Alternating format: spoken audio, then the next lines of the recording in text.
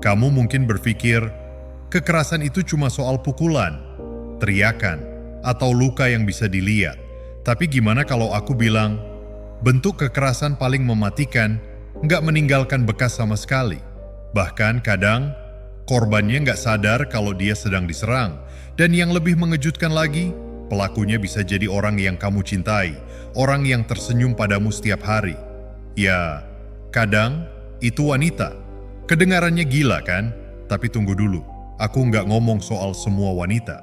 Yang aku bahas adalah mekanisme psikologis halus yang bisa membuat seseorang tanpa sadar mengontrol, menghukum, bahkan menghancurkan orang lain tanpa satu sentuhan pun. Dan kamu akan lihat gimana ini terjadi langkah demi langkah dalam cara yang jujur aja bikin merinding. Dan sebelum kamu buru-buru pergi, aku kasih tahu dulu, ini bukan video pendek. Ini perjalanan. Kita bakal bedah fenomena ini lewat 5 bagian yang bakal bikin kamu mikir ulang tentang arti cinta dan kendali. Kalau kamu nggak sabar, kamu bisa langsung loncat ke bagian tertentu lewat timestamps di bawah.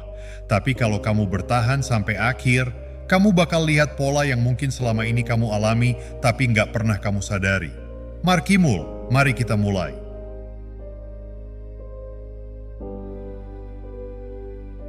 Kamu pernah ngerasa ada sesuatu yang salah tapi kamu nggak tahu apa? Bukan karena ada teriakan, bukan karena ada pukulan, tapi karena kamu ngerasa selalu salah tanpa tahu kenapa. Itulah yang disebut kekerasan psikologis. Dan gini gilanya, kadang orang yang melakukannya nggak sadar. Mereka pikir itu cuma cara komunikasi. Padahal yang terjadi adalah proses pelan-pelan menghancurkan seseorang dari dalam. Tanpa bekas, tanpa darah, tapi nyerinya nyata. Pernah dengar istilah silent treatment? Diameter, tapi tajam. Kamu salah ngomong sedikit, mereka tiba-tiba diam. Nggak balas pesan, nggak mau bicara. Kamu mulai panik, kamu pikir kamu yang salah. Kamu mulai minta maaf, bahkan sebelum tahu kesalahanmu apa. Itu bukan cuma ngambek, itu bentuk kontrol emosional halus. Dan inilah bagian yang bikin ngeri. Ketika kamu terus diperlakukan begitu, otakmu mulai menyesuaikan diri. Bagian otak yang seharusnya mendeteksi bahaya fisik malah aktif saat kamu menghadapi diam yang dingin. Tubuhmu bereaksi seperti sedang diserang, padahal tidak ada benturan sama sekali. Inilah racun tak terlihat itu.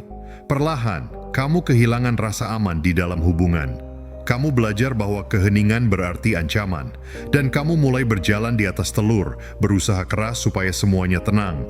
Tapi setiap kali kamu berusaha, batasmu mundur sedikit lagi, dan sedikit lagi. Sampai akhirnya kamu nggak punya ruang buat jadi dirimu sendiri. Ironisnya, orang yang melakukannya sering merasa tidak salah. Mereka bilang, "Wih, aku cuma butuh waktu sendiri." Tapi diam yang dipakai untuk menghukum adalah bentuk kekerasan juga.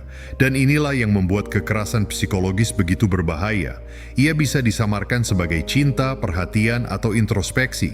Tapi di balik semua itu, ada dinamika kekuasaan yang bekerja dalam diam. Kamu pernah ngerasain diam yang bikin takut? Tulis di komentar. Dan kalau kamu pikir ini cuma awalnya aja, kamu benar. Karena di bagian berikutnya, kita bakal masuk ke sesuatu yang jauh lebih dalam. Bagaimana seseorang bisa membuatmu meragukan realitasmu sendiri. Subscribe dulu sebelum lupa, karena bagian berikutnya bakal bikin kamu mikir 2 kali tentang hubunganmu.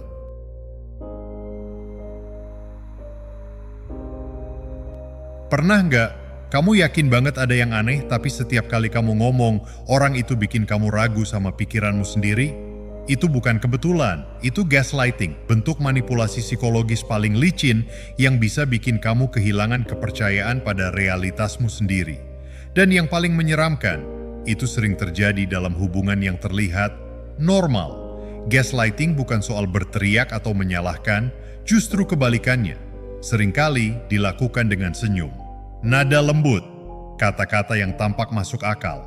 Bayangin ini, kamu bilang, "Kok kamu kayaknya berubah ya?" Lalu dia menjawab, "Kamu kebanyakan mikir deh. Aku nggak berubah kok. Kamu aja yang drama." Satu kalimat. Tapi efeknya besar banget. Kamu mulai berpikir, jangan-jangan aku beneran terlalu sensitif. Kamu mulai menahan perasaanmu, menahan pendapatmu, sampai akhirnya kamu berhenti mempercayai intuisimu sendiri. Itu tujuannya. membuat kamu ragu dengan dirimu sendiri, supaya kamu lebih mudah dikontrol. Dan yang bikin makin parah, kadang pelaku nggak sadar sedang melakukannya. Mereka tumbuh dalam sistem yang mengajarkan kalau kamu mau menang argumen, buat lawanmu terlihat gila dulu. Hasilnya, kamu bisa berada di hubungan di mana kamu selalu mempertanyakan realitas. Kamu lihat sesuatu dengan matamu sendiri, tapi dia bilang, "Enggak, kamu salah lihat." Kamu dengar dia ngomong sesuatu, tapi dia bilang, "Aku nggak pernah ngomong kayak gitu." Dan lama-lama, otakmu menyerah. Kamu mulai pikir, "Mungkin aku memang salah." Dan begitu kamu sampai di titik itu, kamu udah kehilangan pegangan paling penting, rasa percaya pada diri sendiri. Gaslighting itu seperti racun psikologis jangka panjang. Kamu nggak sadar kamu sedang diracuni. Kamu masih bisa tertawa, masih bisa kerja, masih bisa mencintai, tapi sedikit demi sedikit, realitasmu direkayasa ulang. Dan kamu jadi versi dirimu yang lebih kecil, lebih ragu, lebih patuh, sampai akhirnya orang yang melakukan itu nggak perlu ngatur kamu lagi. Kamu bakal ngatur dirimu sendiri sesuai kehendaknya. Dan ini bagian paling menakutkan. Kadang gaslighting disamarkan sebagai kepedulian. Kalimat seperti, "Aku cuma mau kamu lebih baik," atau "Aku cuma pengen kamu berubah karena aku sayang." Tapi di balik kata sayang ada makna tersembunyi. Jadilah seperti yang aku mau. Berapa kali kamu pernah mempertanyakan realitasmu sendiri gara-gara seseorang? Tulis angkanya di komentar. Karena bagian berikutnya adalah yang paling licik. Cinta, tapi dijadikan alat. Cinta yang kelihatan indah, tapi sebenarnya alat kendali paling kuat dari semuanya.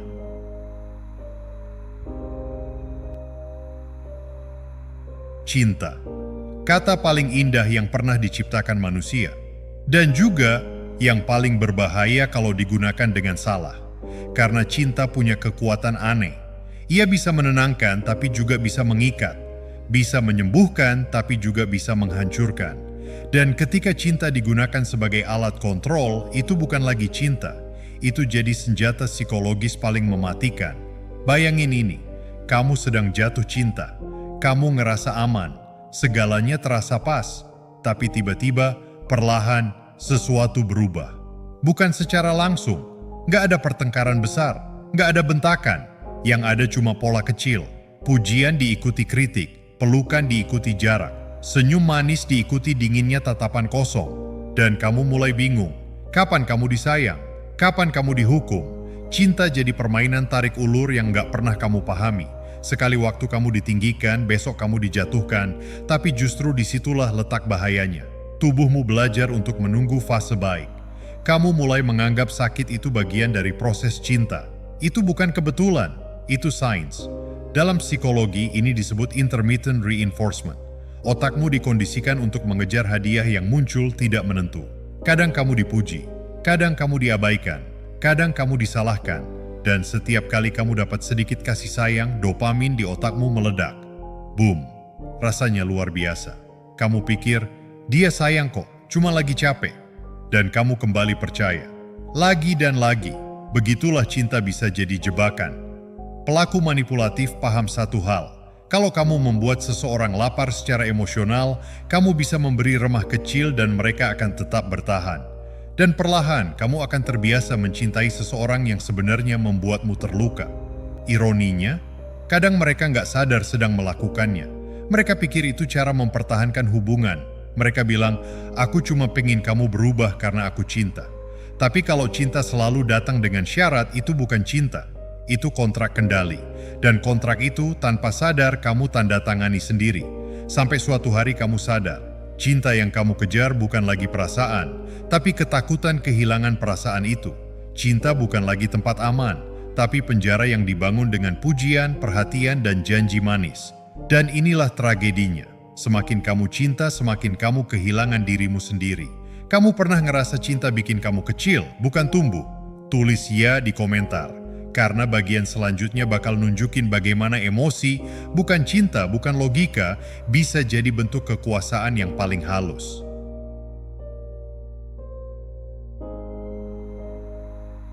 Ada jenis kekuasaan yang nggak perlu jabatan, nggak perlu ancaman, nggak perlu suara keras. Kekuasaan yang cuma pakai satu hal, emosi.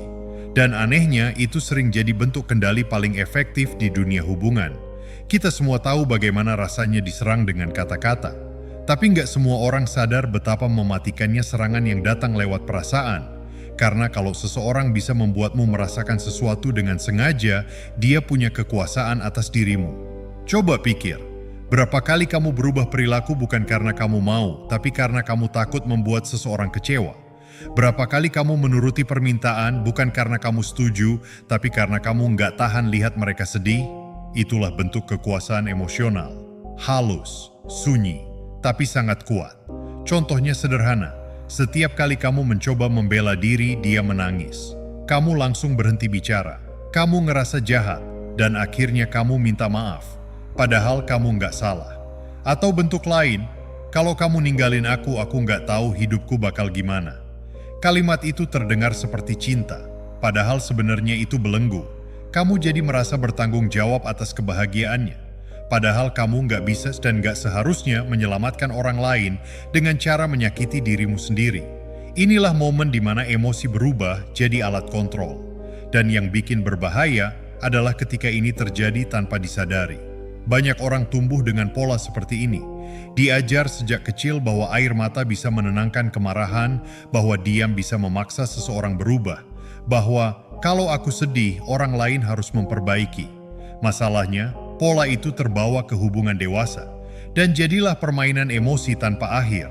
Bukan karena niat jahat, tapi karena tidak sadar, namun efeknya tetap sama. Korban belajar untuk hidup dalam ketakutan akan reaksi orang lain. Mereka berhenti berkata jujur, berhenti jadi diri sendiri, dan hanya mencoba menjaga suasana tetap tenang. Padahal, kedamaian yang dipaksakan bukan kedamaian, itu kepatuhan. Dan yang paling menyedihkan, hubungan seperti itu sering terlihat harmonis dari luar, karena nggak ada pertengkaran, nggak ada bentakan. Tapi di balik keheningan itu, ada seseorang yang perlahan kehilangan dirinya sendiri.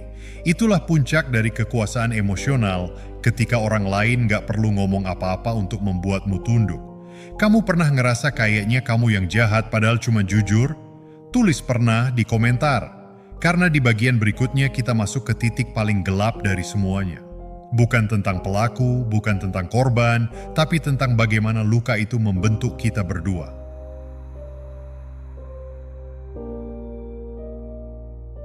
Kalau kamu pernah ada di hubungan yang membuatmu ragu dengan dirimu sendiri, kamu tahu rasanya. Bukan luka yang berdarah, bukan bentakan yang keras, tapi rasa sunyi di dada, rasa takut yang muncul setiap kali suasana berubah dingin. Itu bukan drama, itu tanda tubuhmu lelah. Kekerasan psikologis meninggalkan luka yang nggak bisa dilihat, luka yang hidup di kepala, di hati, dan di sistem sarafmu. Kamu mulai kehilangan arah. Kamu berhenti percaya pada intuisi sendiri, dan setiap keputusan kecil terasa berat karena kamu takut salah. Pelan-pelan kamu bukan lagi dirimu yang dulu. Kamu mulai berpikir 2 kali sebelum ngomong, mulai menyesuaikan cara berpakaian, nada suara, bahkan caramu tertawa. Bukan karena kamu mau berubah, tapi karena kamu takut reaksi mereka. Dan yang lebih mengerikan lagi, kamu mulai membenarkan semuanya. Aku juga salah sih. Mungkin aku terlalu sensitif. Atau mungkin dia cuma pengen aku jadi lebih baik. Kamu mulai percaya bahwa luka yang kamu alami adalah bagian dari cinta. Bahwa kalau kamu cukup sabar semuanya akan berubah. Tapi kebenarannya tidak akan. Bukan sebelum kamu sadar. Kesadaran itu langkah pertama dan langkah paling berat. Karena menyadari berarti menghadapi kenyataan bahwa orang yang kamu cintai bisa jadi orang yang menyakitimu. Dan lebih sulit lagi, kamu juga harus mengakui bahwa kamu pernah ikut memelihara pola itu. Bukan karena lemah, tapi karena kamu berharap. Harapan itulah yang membuatmu bertahan. Dan di situ kamu lupa bahwa kamu juga pantas dicintai tanpa rasa takut. Pemulihan dari kekerasan psikologis bukan tentang membenci pelaku, tapi tentang mengembalikan dirimu sendiri, tentang belajar berkata tidak tanpa rasa bersalah.